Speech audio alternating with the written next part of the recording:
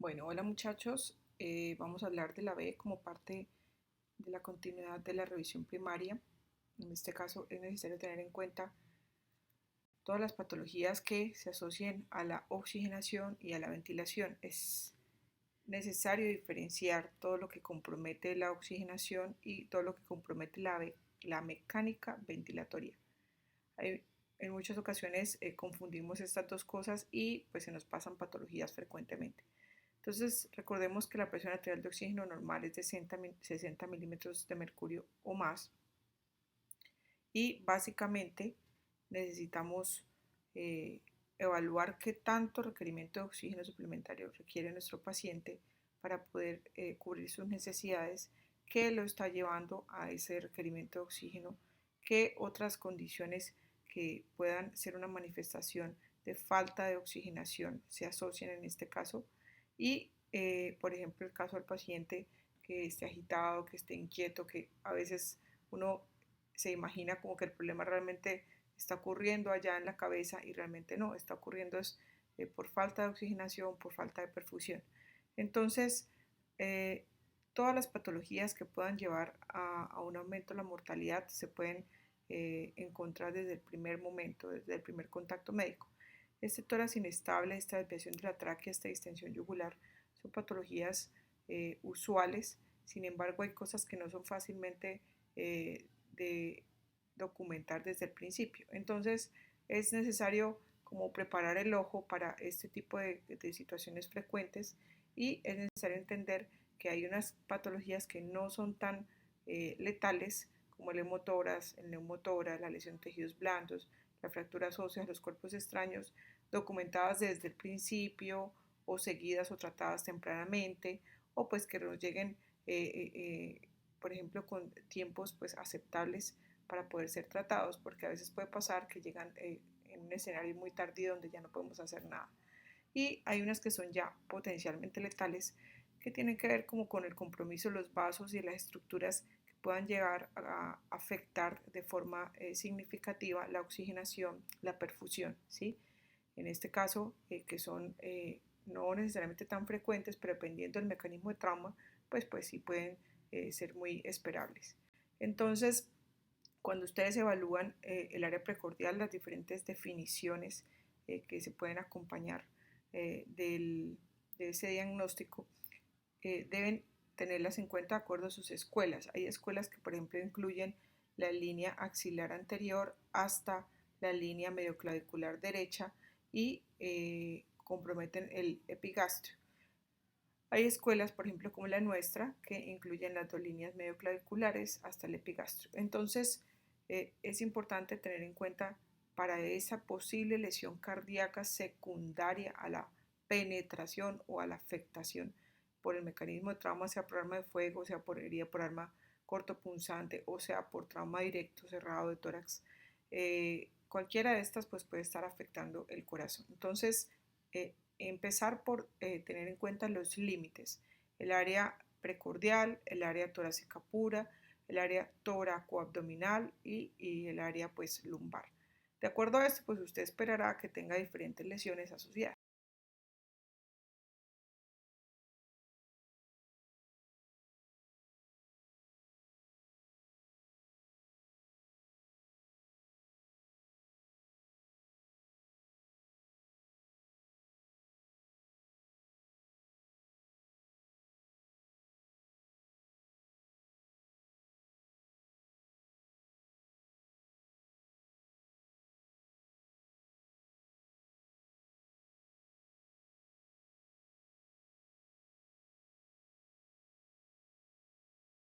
Ustedes tienen una fractura, una lesión de huesos, como en este caso que tiene un compromiso external, es mucho más fácil de visualizar en la radiografía porque pues se pueden documentar más fácilmente lesiones óseas.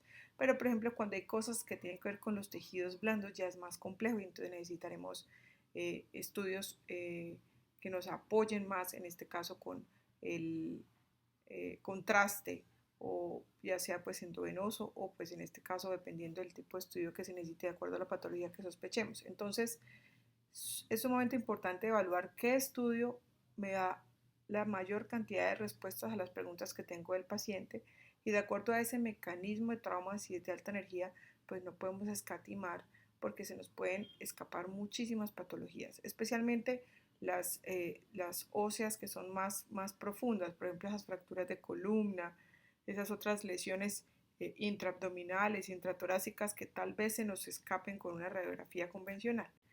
Entonces, por ejemplo, acá vemos este ejemplo de esta radiografía que tomamos acá, pues la fractura de las costillas, como la pueden observar. Acá se ve en la tomografía en un corte axial, ¿sí? Como si cogiéramos este paciente y le hiciéramos un corte completamente transversal en este punto. Y entonces vemos pues la lesión ósea. Sin embargo, si ustedes se fijan en esta radiografía no documentan ninguna alteración significativa en el pulmón, pero si la vemos en este corte, en la tomografía, miren que ya se presenta ocupación de sangre, en este caso en la base pulmonar derecha, ¿sí? Y esa sangre la interpretamos como una contusión pulmonar. Diferente es que la sangre se encuentre entre los espacios pleurales, que ya pues sería un hemotórax, o sea otra cantidad de líquido, pues entonces un derrame pleural. Pero entonces lo importante aquí tener en cuenta es que no todos los estudios me aportan toda la información, entonces tengo que seleccionar muy bien el estudio y de acuerdo a la precisión y el mecanismo de trauma, pues objetivar la información. Entonces, dentro de esas múltiples y posibles causas de muerte encontramos el neumotórax abierto, el neumotórax a tensión, encontramos el taponamiento cardíaco, encontramos muchas patologías que pueden asociarse a esas mismas heridas. Es importante evaluar qué o cuál es la razón por la cual una persona fallece por cada una de estas patologías. En cuanto al neumotórax abierto, es necesario tener en cuenta el diámetro de la lesión, si esta herida es soplante, la ubicación de la herida, como ya lo mencionamos previamente, y si estas presiones puedan competir con las presiones intratorácicas. Entonces, por ejemplo, en este caso, la entrada de ese flujo de aire asociado a las presiones externas, pues van a comprimir este pulmón y no va a ser suficiente pues con la entrada de aire por este lado, pues en este caso esa esponjita, como por así decirlo, que es el pulmón, se va a contraer, se va a compactar y este fenómeno, ya sea en el abierto o en el cerrado, porque hay una lesión pulmonar directa, por ejemplo las contusiones o las lesiones o los traumas directos que puedan generar un daño en el parénquima pulmonar, pues básicamente este aire que va entrando, que va entrando, que va entrando, va haciendo ocupación y pues se va comprimiendo este tejido pulmonar. Entonces, característicamente, vamos a ver que nosotros tomamos unas medidas compensatorias. Como se pueden dar cuenta, el diafragma se está aplanando, se está comprimiendo y desplazando las estructuras derechas hasta que ya no es posible compensar y en ese momento pues las cavidades propiamente afectadas no van a producir una adecuada sístole y una adecuada diástole. Se afecta la perfusión, el paciente entra también en choque, en este caso un choque que genera como obstrucción a la función ventricular y auricular, y entonces al no tener sístole ni diástole, pues este paciente finalmente va a tener un desenlace mortal. Entonces, eh, ¿en cuánto tiempo se puede desarrollar este problema? Pues en el tiempo definido por el diámetro de la herida, por la característica o la lesión o la longitud o el tamaño o si esta es muy penetrante o bueno, definitivamente tiene que ver mucho con la característica de la herida o el mecanismo de trauma. Entonces, eh, una reanimación en este escenario es una reanimación bastante difícil porque esas compresiones torácicas finalmente no van a ser tan efectivas porque esta cavidad está vacía, por así decirlo, porque está con un mal llenado, ¿sí? Mal llenado del corazón y entonces fácilmente pues nuestro paciente puede fallecer a pesar de todas las maniobras que hagamos. Entonces es necesario no dejar que llegue hasta este momento y en la práctica que vamos a desarrollar pues vamos a evaluar como las diferentes estrategias para poder hacer como esa descompresión y esa liberación. Entonces, cuando hablamos del tamaño del neumotórax, no se les olvide que la sociedad americana o la sociedad británica pues habla de unas longitudes que son las que nos definen si el neumotórax es grande o es pequeño. Nuestra guía básicamente es esta con respecto a definir si es pequeño o si es grande, son 2 centímetros. Entonces, al tener 2 centímetros o más, muy seguramente este paciente va a requerir un paso de una sonda de toracostomía o un tubo a tórax. Es necesario definir también, de acuerdo a esa historia, a esa evolución, ¿sí?, radiológica del paciente, pues qué tanto ha avanzado, qué tanto se ha empeorado su condición. Entonces, por ejemplo, en este caso puntual tenemos este neumotórax, ¿sí?, con estas características. En algunas escuelas, por ejemplo, citan y miden diferentes puntos, ¿sí? Pero con que tengamos 2 o más centímetros, pues ya eso es un indicador. Miren, por ejemplo, en este caso, como el diafragma, que normalmente es mucho más alto, ya se empieza a aplanar, ¿sí? Y en esta imagen, pues que es 2D, pues solamente podemos ver como esta foto, por así decirlo, del problema, pero realmente atrás, adelante, arriba, digamos que la espacialidad y cuantificar no es tan sencillo solo por la radiografía.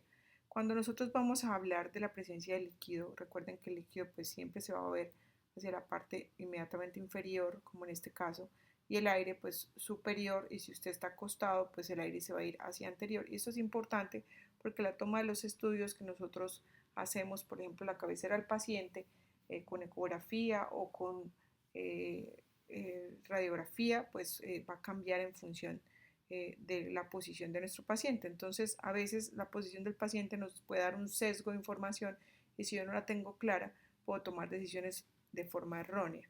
Entonces, por ejemplo, estos índices que ya no se utilizan tanto, solo quería citarles el hecho de que hay una forma de cuantificar o de aproximar, precisamente por la imprecisión de esta forma de cálculo, ya no se usan tanto. Sin embargo, hay formas de establecer o de hacer una aproximación al problema, y es que usted mida las diferentes distancias y de esa manera usted pues queda un poco más tranquilo o más intranquilo, por así decirlo, con respecto al hecho de que el paciente pues requiere una intervención. Entonces, la forma de hacer los cálculos y de aproximarnos grosso modo es así. Entonces, si usted hace una línea o hace un trazo de la línea medioclavicular y evalúa que la presencia de aire es mucho más pequeña con respecto a esta, pues la posibilidad de que mi paciente tenga un choque obstructivo es mucho más baja. Entonces, en este caso, pues grado 1 sería este neumotórax parcial o pequeño, y grado 2 puede caracterizarse, igual sigue siendo menos de la línea medioclavicular, sin embargo, pues el tamaño sí hace la diferencia, porque si este no tiene 2 centímetros, pues usted lo puede vigilar, pero si este tiene más de 2 centímetros, pues usted ya debe pasar una sonda. Y en este caso, cuando es grado 3, pues esa línea medioclavicular es superada y el riesgo de que el paciente se complique en los siguientes minutos o horas es altísimo. Entonces, cuando usted tiene un grado 1, usted puede estar ocupado hasta por un 20% de esa cavidad, o un grado 2 hasta un 40% y un grado 3 por encima del 40%.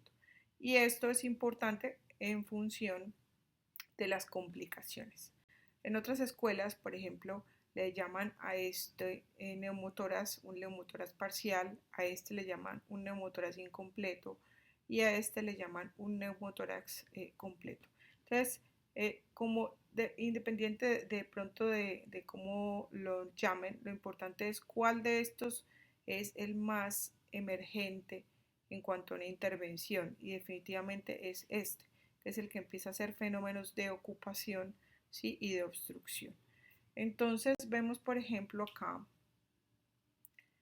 este caso donde vemos este pulmón completamente comprimido, si lo ven aquí, y miren este diafragma completamente descendido. Y miren cómo, por ejemplo, se ve esta área completamente radio lúcida con respecto a esta, que es el tórax normal. Entonces, este neumotórax ya se comporta por encima de la clavícula. En este caso, trazamos esta línea medioclavicular y miren cómo la afectación es inminente. Entonces, ya en algún punto ya esa capacidad de compensación se supera y entonces la famosa desviación traqueal que tanto mencionan los libros es esto, es esta tráquea que está ocupando o está desplazada hacia el otro espacio, pero documentar esto ya es un escenario demasiado tardío. Entonces, es muy importante no llegar a este punto, porque este paciente muy seguramente, si no es que ya está en un escenario premortem, ¿sí?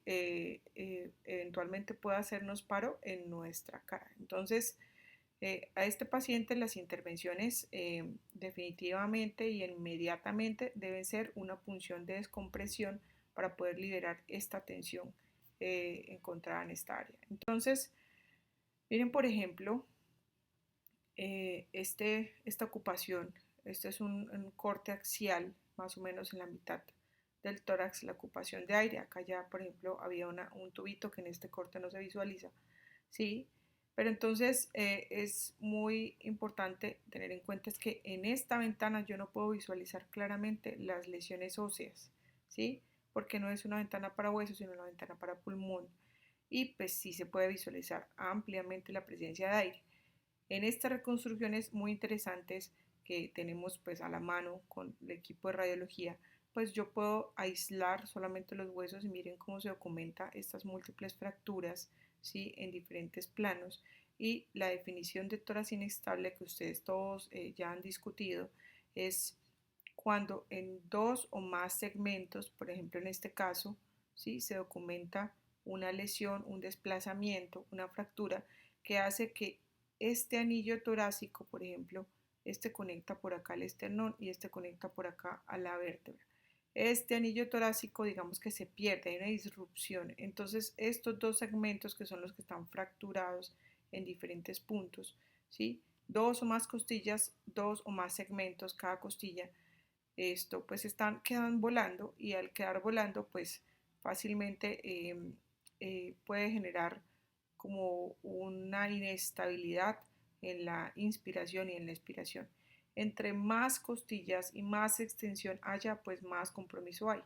Entonces la tasa de mortalidad en esos pacientes sucede por todo lo que ustedes han documentado, por eh, mala, mal manejo del dolor en estos casos, mal manejo de la terapia respiratoria, ¿sí?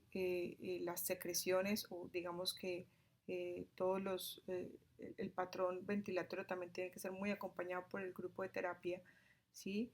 Y la oxigenación adecuada, el aporte de oxígeno adecuado, que el paciente tenga un buen control del dolor, esto hace que el tórax inestable de por sí sea o tenga una mejor respuesta.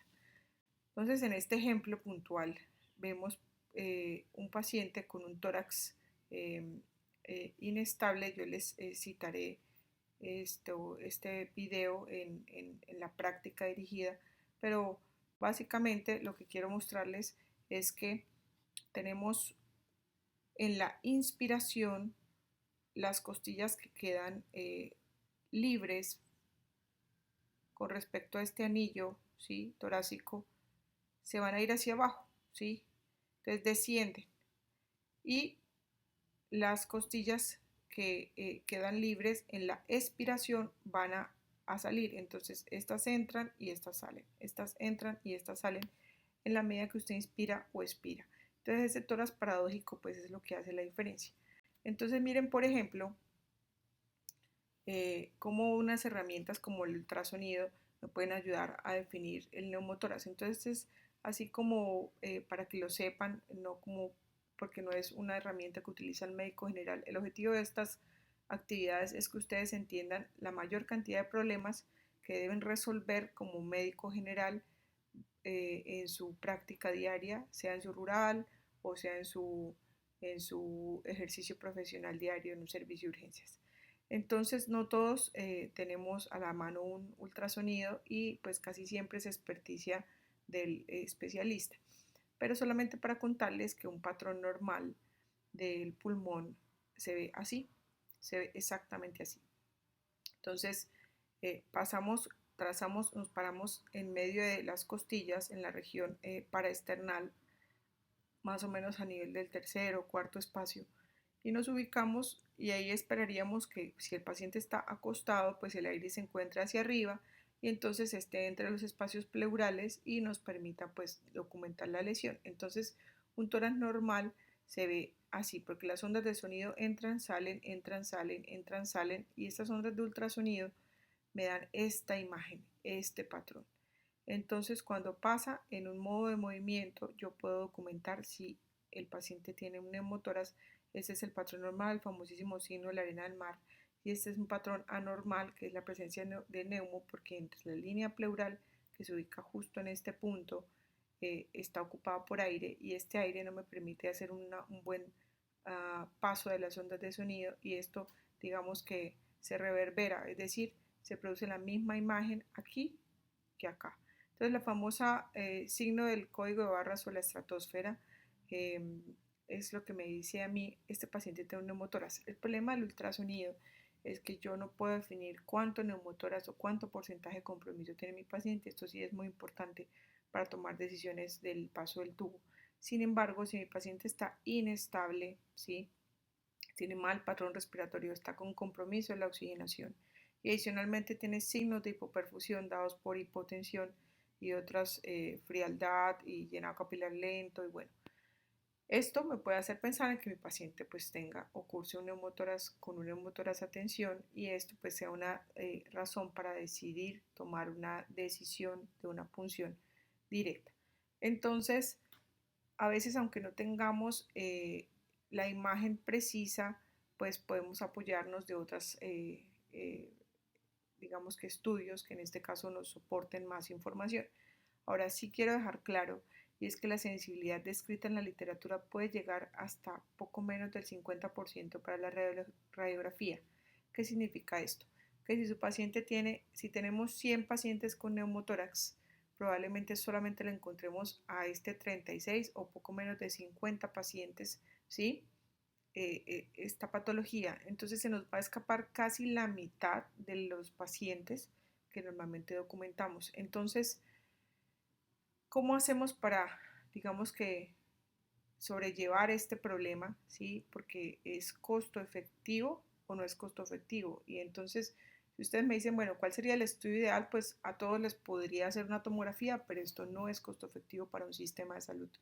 Entonces, tendríamos que hacer un seguimiento, porque si yo estimo que el neumotórax avance en el tiempo o empeore en el tiempo, o ese aire o esa presión atmosférica sea mayor con respecto a la intratorácica y ocupe más espacio, pues yo podría entender que si hago una radiografía control, este neumotórax que va a crecer de forma esperable, pues se encuentre más grande con respecto a la radiografía inicial, y esta sea la indicación del paso de una toracostomía. Entonces, frente a ese problema y ese dilema de costo-efectividad, pues está la solución de tomar un control. Hay escuelas que lo hacen a las 3 horas, hay escuelas que lo hacen a las 6 horas, nuestra escuela lo hace a las 6 horas, y es importante que si yo quiero dar egreso a un paciente de forma segura, mi paciente tenga un control radiológico dependiendo del tiempo del trauma, ¿no? Del tiempo de llegada.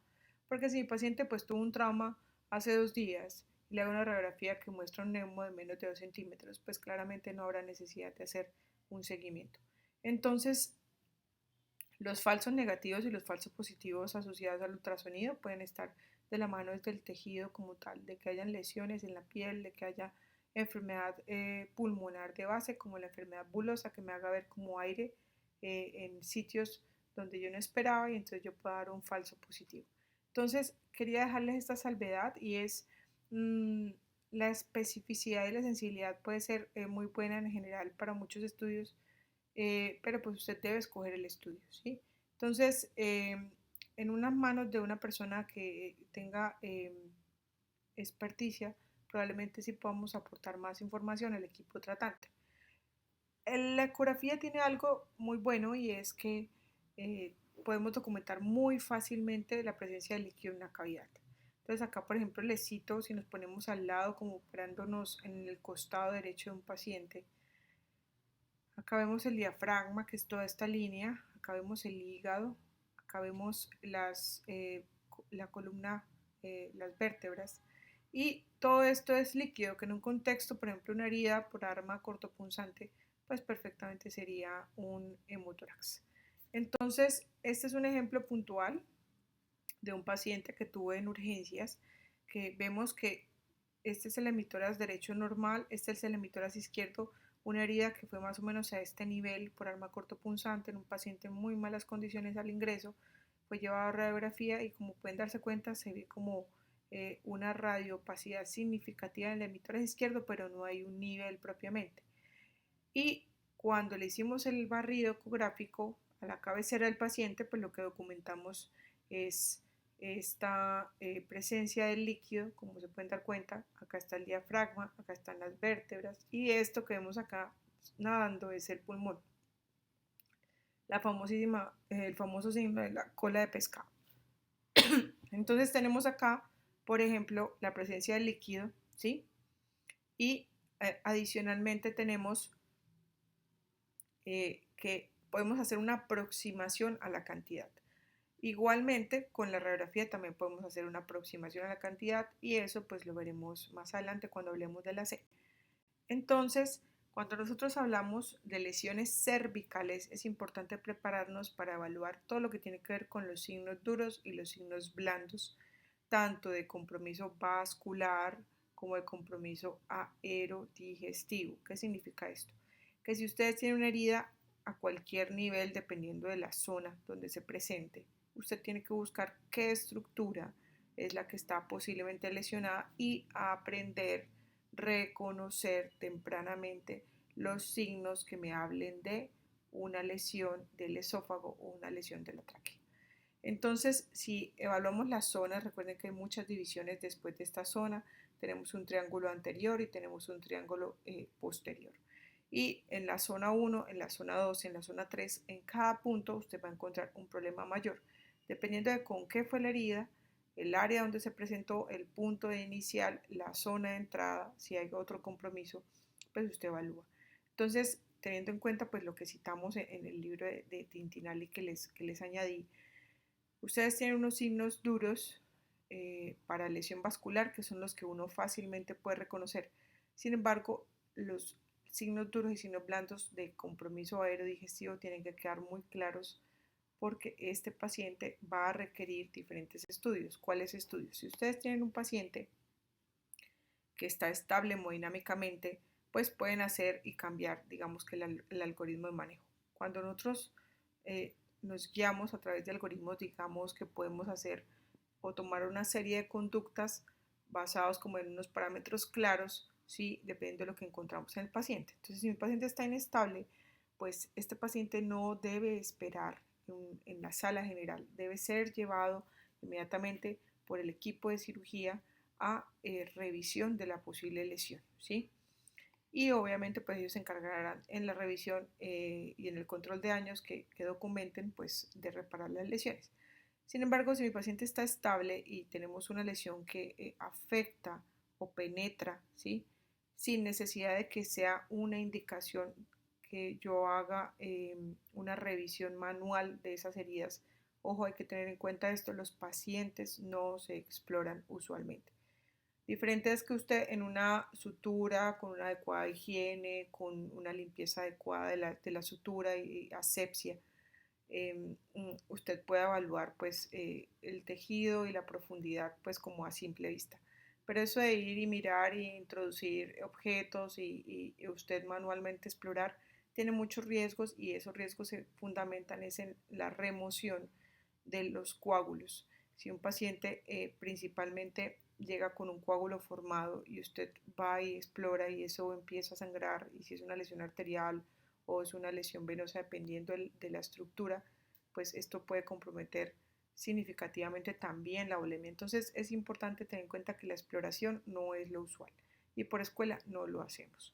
Entonces si su paciente no tiene una lesión penetrante, si es superficial y ustedes evalúan que no es penetrante, pues ustedes lo observan y de acuerdo al área o el sitio de lesión, pues evalúan las conductas. Pero si su paciente tiene una lesión que es penetrante, pues evalúe si tiene signos duros o si tiene signos blandos. Si tiene signos duros, pues lo lleva a cirugía y si tiene signos blandos, básicamente, pues evalúe, si no tiene signos duros, acá como en este caso, evalúe si sí tiene los signos blandos. Que usted no tenga signos duros no significa que usted per se tenga signos blandos.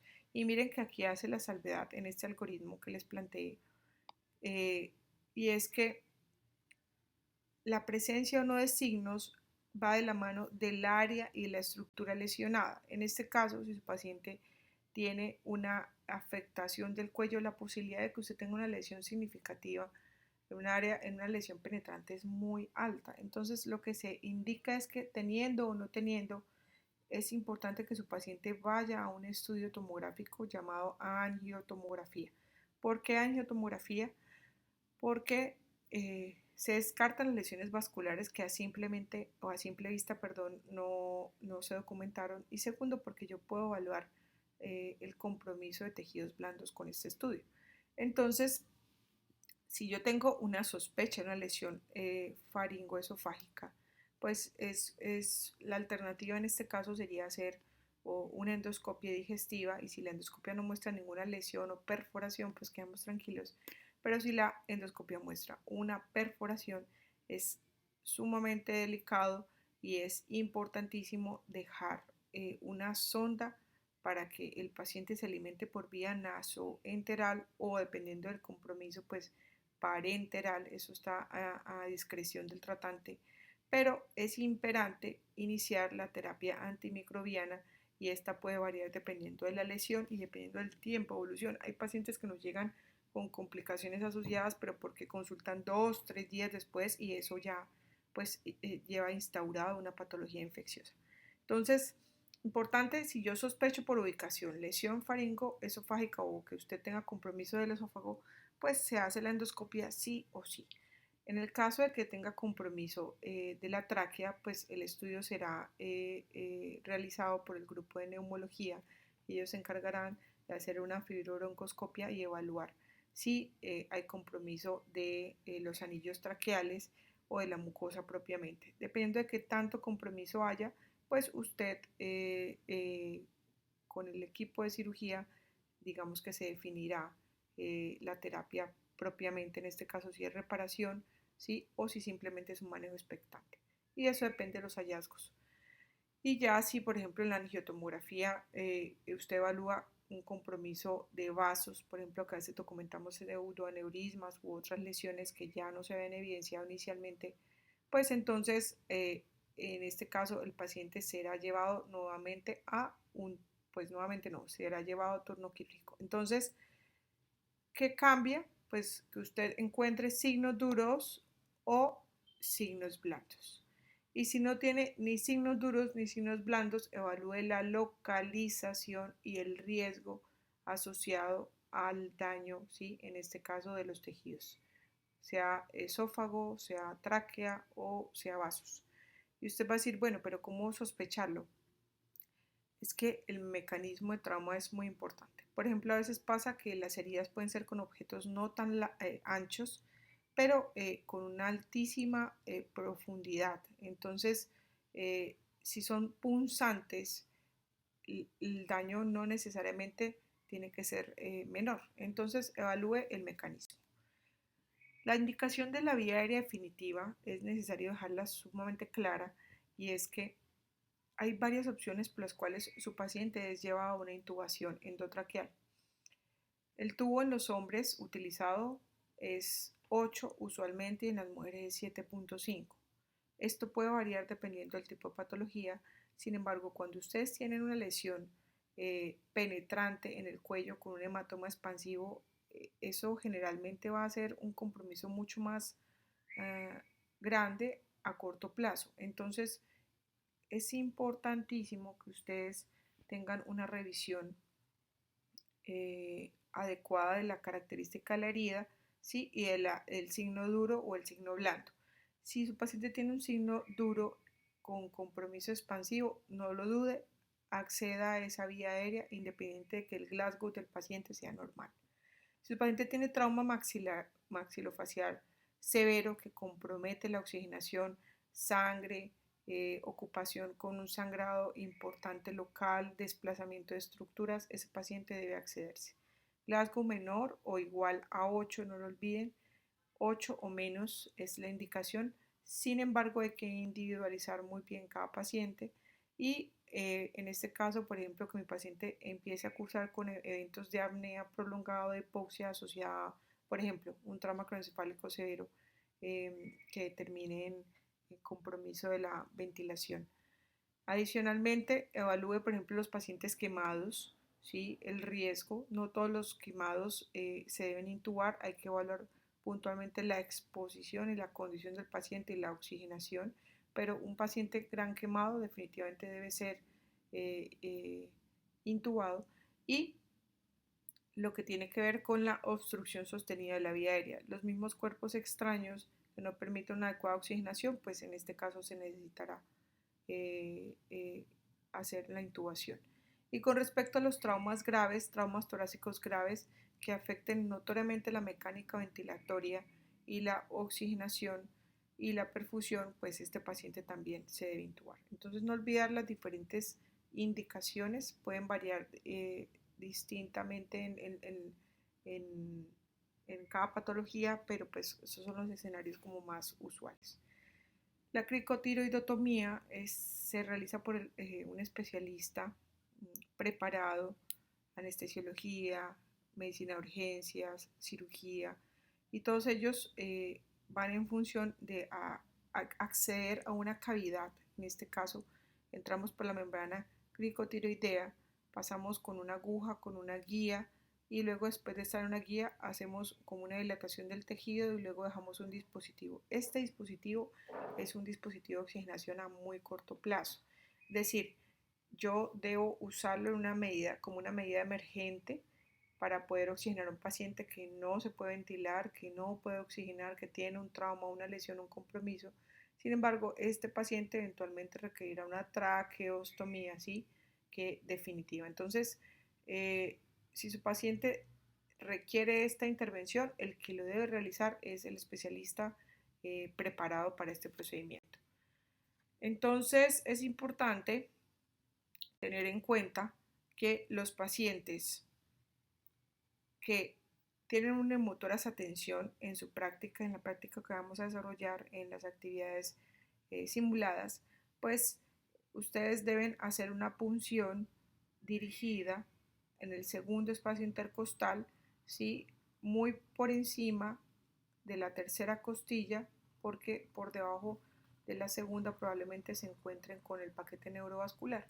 Entonces esta aguja pues se va a introducir con una bránula 14, se va a empatar con una aguja que previamente, con una jeringa que previamente tenga el líquido para poder diferenciar si estoy en la cavidad torácica, y como dentro de su práctica no se preocupen, lo vamos a revisar, pero esta es una medida de salvamento mientras usted va a llegar a un punto, mientras usted resuelve un problema mayor de oxigenación y de perfusión y el paciente recibe pues la sonda de toracostomía. El otro punto, como ustedes lo han podido documentar en la literatura, es en el quinto espacio intercostal con línea axilar anterior, y de esta misma manera, como lo ven aquí, lo que hacemos es introducir esta bránula, ¿sí?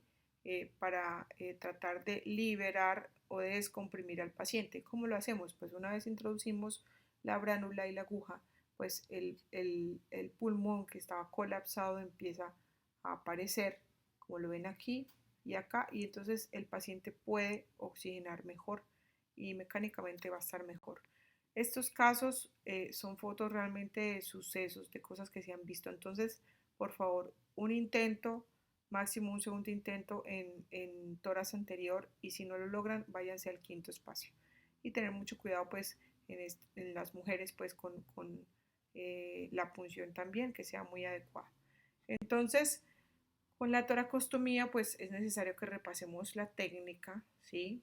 Que con la práctica simulada pues podamos hacer el abordaje de la manera más práctica y que en su práctica de turno con el equipo de cirugía, con sus compañeros residentes, internos, con los profesores, pues tengan la oportunidad en el pregrado de resolver la mayor cantidad de dudas con respecto a este procedimiento. Este procedimiento es de experticia del médico general, es decir, todos en un evento como estos emergente deberían tener la capacidad de realizar una toracostomía y en este periodo es necesario prepararnos para que resuelvan ese problema mayor. ¿Listo? Entonces, no se preocupen que en la práctica de simulación se va a realizar la revisión de este procedimiento.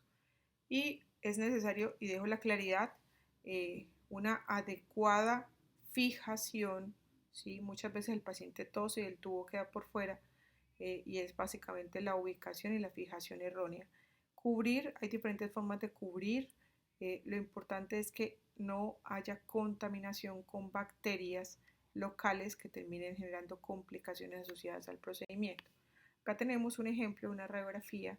Por ejemplo, vemos la presencia de este enfisema subcutáneo. Miren acá cómo se observa, como una imagen toda sucia, por así decirlo. Y es la presencia de enfisema en tórax anterior y posterior, podría ser. Y acá vemos, por ejemplo, el tubo de toracostomía hacia este punto. Vemos el tubo endotraqueal. En este paciente, por ejemplo, está intubado. Pero si nos fijamos un poquito más, esta imagen nos permite ver que no hay casi trama vascular en la periferia. Entonces, a veces uno solamente se fija como en lo más relevante y a veces digamos que no lo sospechamos y no lo buscamos y efectivamente pues tenemos acá también otro neumotórax. Entonces, por el mecanismo de trauma se puede desarrollar a lo largo del tiempo un neumotórax y eso es importante vigilarlo. Entonces, miren acá, por ejemplo, como pues el paciente ya no tenía el tubo endotraqueal, está mucho mejor del enfisema después de haber pasado el tubo y pues obviamente la presencia de aire acá y miren acá pues ya tiene otro segundo tubo. Entonces, que no se nos olvide que eventualmente en un trauma cerrado de tórax también se puede presentar o desarrollar en el tiempo otras lesiones.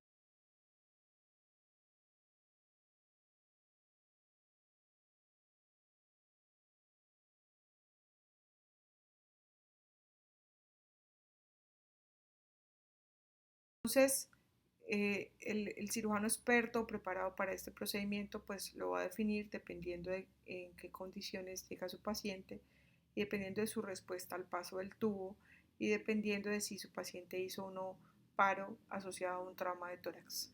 Entonces vemos aquí por ejemplo que Ibaturi, estas clasificaciones aún siguen vigentes o aún son citadas por muchos colegas y es definir si mi paciente y las condiciones en las que llegó o las condiciones que se pudieron desarrollar inmediatamente después de la llegada al centro de atención tienen o son potencialmente, se pueden resolver. Entonces, si su paciente pues no tuvo ni signos vitales ni signos de vida, la definición es un paciente pues que ya está muerto, fallecido. Y esto antes de llegar a urgencias. El paciente fatal es ese paciente que tiene signos vitales en la escena, pero son ausentes al ingreso a urgencias. El paciente agónico es aquel paciente que tiene reactividad pupilar y esfuerzo respiratorio al ingreso a urgencias. Sin embargo, este paciente está tan hipoperfundido que su tensión ni siquiera es palpable. Y el paciente con choque profundo, que es aquel al que usted le instauró un manejo, una medida volumétrica para resolver el problema inicial, ¿sí? Y aún así sigue hipotenso. Es decir, hay varias definiciones que pueden acompañar el evento traumático y lo que tiene que quedar claro es que frente a esa lesión, que usualmente la documentamos como un problema penetrante, ¿sí? Casi siempre son las que más daño y más compromiso puedan tener por compromiso de vasos, compromiso de estructuras pulmonares, pues el objetivo de este procedimiento es que resuelvan los problemas grandes, resolver lesiones de la pared, resolver taponamientos cardíacos, neumotórax a tensión, laceraciones cardíacas o incluso de la vía aérea propiamente. Y esto pues va a derivar en que yo pueda resolver la mayor cantidad de problemas que amenazan a corto plazo la vida. Y en este caso vemos cómo ese gasto cardíaco y esa hipoxia derivada de todas estas lesiones secundarias pueden ser tratadas con este procedimiento. Y entonces vemos que el equipo de cirugía se encarga de liberar esos taponamientos, de controlar los sangrados, de evacuar esos coágulos que están siendo obstructivos o eliminar fístulas. De adicionalmente, en el caso de que se curse con un paro, hacer una reanimación directa y otras estrategias que ellos utilizan que tienen que ver como con clampeo de vasos grandes para mejorar perfusión. Entonces, como se pueden dar cuenta, es una técnica emergente para resolver un problema emergente y debe ser hecha pues con un equipo preparado, ¿no? En algunos centros de trauma eso se hace ahí, en el momento del ingreso. Y es porque usted tiene todo, tiene el grupo de acompañamiento, anestesiología, el equipo que se encarga de apoyar el proceso. Sin embargo, pues en nuestro centro, digamos que el paciente pues se traslada de forma emergente a las salas de cirugía. Entonces, ¿qué ventajas tiene? Pues que usted directamente puede hacer un montón de correcciones y pues efectivamente lo que implica este procedimiento que es una medida de salvamento. Entonces, cuando ustedes individualizan a su paciente, que dicen el Colegio Americano es, usted tiene un paciente que tiene una expectativa de vida esperable, que tiene una funcionalidad esperable, que tiene un trauma, sea cerrado, sea abierto, usted debe individualizar el caso si su paciente llega a cursar con un paro cardíaco asociado a ese trauma de tórax. Y entonces usted va a decir, bueno, pero ¿cómo así? Entonces a todo el mundo los intubamos, lo vamos a intubar, lo vamos a invadir, le vamos a hacer procedimientos y no es así. Si su paciente tiene un periodo en el que las intervenciones médicas soportaron una adecuada oxigenación cerebral y perfundieron adecuadamente los órganos vitales, es importante que la continuidad del manejo sea adecuada y entonces este paciente será llevado a un manejo emergente con una toracotomía. Sin embargo, si su paciente tiene un periodo en el que estuvo expuesto a altísimo tiempo en el que no tuvo adecuada oxigenación o por ejemplo lleva mucho tiempo en apnea o sin responder o en paro, pues eventualmente no se beneficiará de este manejo. Entonces, cuando nosotros hablamos, eh, esto es como un resumen, como de la información general, quiero dejarles varias inquietudes y es como todos los tecnicismos asociados a las áreas que son relevantes, que son el área precordial, el área toracoabdominal, el área torácica y el área lumbar. Estas cosas deben quedar muy claras en la práctica diaria. Es importante evaluar las causas de mortalidad en un paciente con un neumotórax abierto, en un tórax inestable y en un neumotórax a tensión.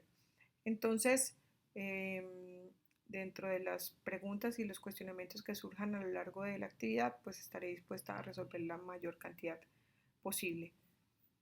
Gracias. Podemos encontrar en los servicios de urgencias van a llevar pues a un desenlace. Entonces, para terminar como la actividad propiamente,